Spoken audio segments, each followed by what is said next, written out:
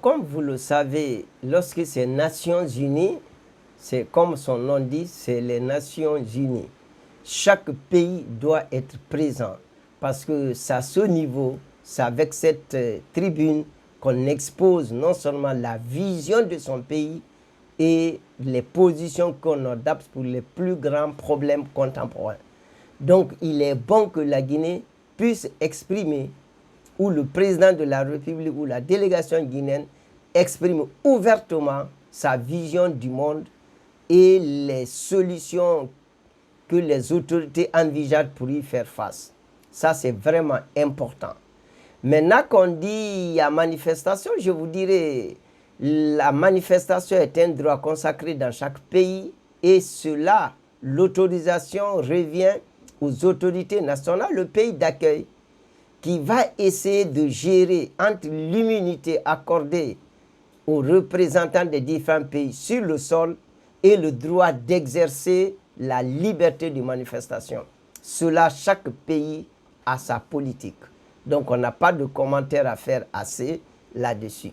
La délégation guinéenne, notamment si c'est conduit par le président de la République, c'est de décrire la situation actuelle de la Guinée dans l'angle international et dire qu'est-ce qu'il faut, c'est-à-dire qu'est-ce que la Guinée veut faire, les objectifs, et qu'est-ce qu'il faut, d'où la nécessité, par exemple, de nous accompagner et dire comment nous accompagner. C'est ce que est nécessaire de dire aux Nations Unies. Nous sommes dans la transition, on veut le retour à l'ordre constitutionnel pour être dans le concert des nations au même titre que toutes les nations où il n'y a pas de coup d'État. Mais pour cela, voici ce que nous vous demandons. Pour moi, ça sera le plus grand message. Pour nous aider, parce qu'en fait, on ne saurait dire aujourd'hui, à cause de la mondialisation et les institutions, qu'on le veuille ou pas, ayant obtenu le statut de supranational, on ne peut pas faire tout seul. Mais il faut aller devant les tribunes à la tribune des Nations Unies, dire haut et fort votre position. Et la Guinée ne doit pas rater cette chance, surtout cette fois-ci, avec les problèmes politiques, économiques, sociaux que nous connaissons.